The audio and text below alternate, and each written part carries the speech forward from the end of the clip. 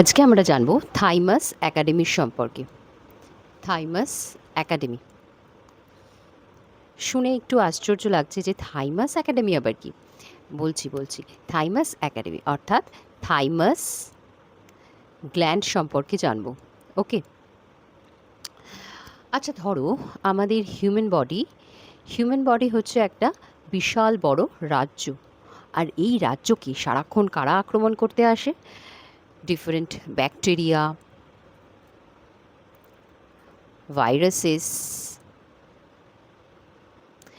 Different types of germs, right?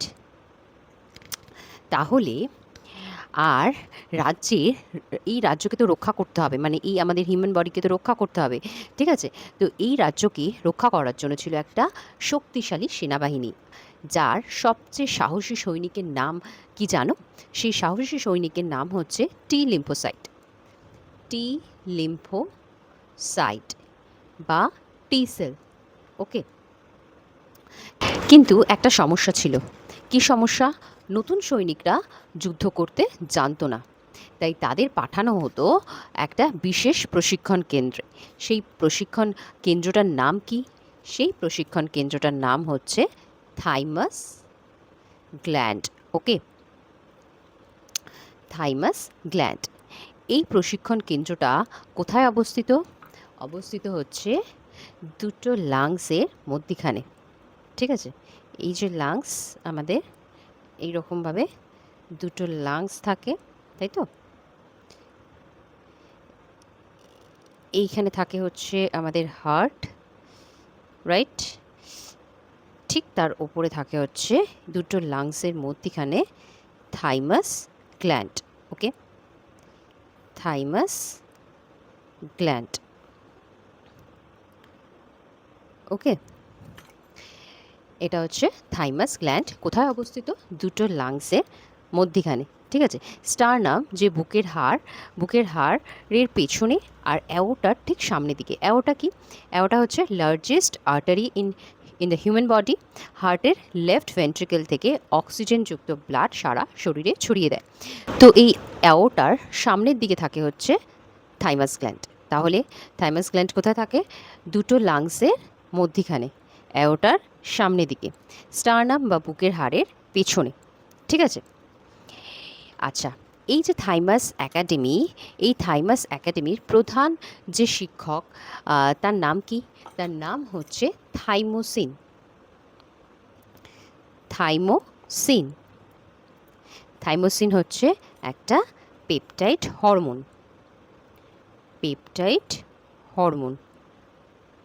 ওকে, আচ্ছা, প্রতিদিন এই থাইমোসিন নতুন টি লিম্ফোসাইটদের বলেন যে তোমাদের কাজ হচ্ছে শরীরে ঢুকে পড়া জীবাণুর বিরুদ্ধে লড়াই করা। ওকে, এই যে থাইমোসিন, যিনি হচ্ছে এই থাইমাস একাডেমির প্রধান শিক্ষক, এই থাইমোসিন তার কঠোর প্রশিক্ষণে এই টি লিম্ফোসাইটদের দক্ষ যোদ্ধায় পরিণত করে, ঠিক আছে? আমাদের শরীরে দুই ধরনের ইমিউনিটি আছে। একটা হচ্ছে সেল মেডিয়েটেড ইমিউনিটি, আর একটা হচ্ছে হিউমেরাল ইমিউনিটি।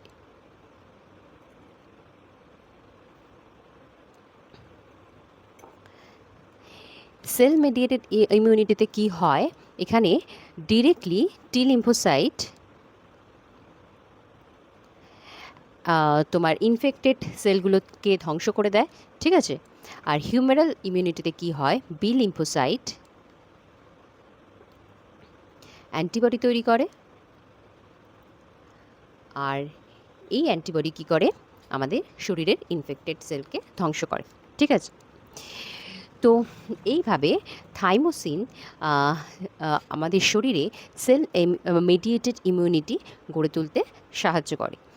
আর পাশাপাশি তারা অন্যান্য যে সমস্ত প্রতিরক্ষা কোষ রয়েছে তাদেরকেও সাহায্য করে, যেমন হচ্ছে বি লিম্ফোসাইট, তাদেরকেও সাহায্য করে অ্যান্টিবডি তৈরি করতে, ঠিক আছে? তো দেখো, এবার বছরের পর বছর যখন কেটে যায়, মানুষ যখন বৃদ্ধ হতে থাকে, মানুষের যখন বয়স হতে থাকে, তখন এই থাইমাস একাডেমি ধীরে ধীরে ছোট হতে শুরু করে, ঠিক আছে? ফলে কি হয়? এই থাইমোসিন উৎপাদন কমে যায়, তাই তো? তখন কি হয়, নতুন টি লিম্ফোসাইট আর আগের মতো ভালো নতুন টি লিম্ফোসাইটদের আর আগের মতো ভালো করে প্রশিক্ষণ দেওয়া যায় না। কারণ থাইমোসিন ঠিকমতো তৈরি হয় না, তাই তো? তাই কি হয়, যারা বয়স্ক তাদের রোগ প্রতিরোধ ক্ষমতা দুর্বল হয়ে যায় আর তারা সহজেই সংক্রমণে আক্রান্ত হতে থাকে। ঠিক আছে? আচ্ছা, তাহলে আমরা খুব সহজে কিভাবে মনে রাখবো মেমোরি ট্রিক?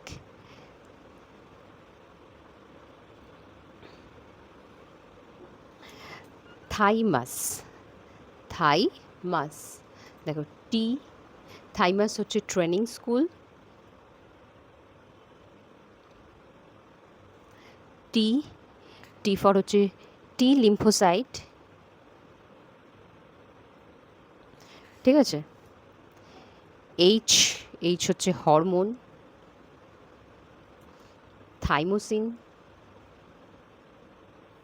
ওয়াই, ওয়াই হচ্ছে ইয়াং এজে বেশি অ্যাক্টিভ, ইয়াং এজ, এজে মোর অ্যাক্টিভ, ঠিক আছে? এম মানে হচ্ছে makes immunity stronger, U under sternum, বুকের হাড়ের পেছনে, S shrinks in old age.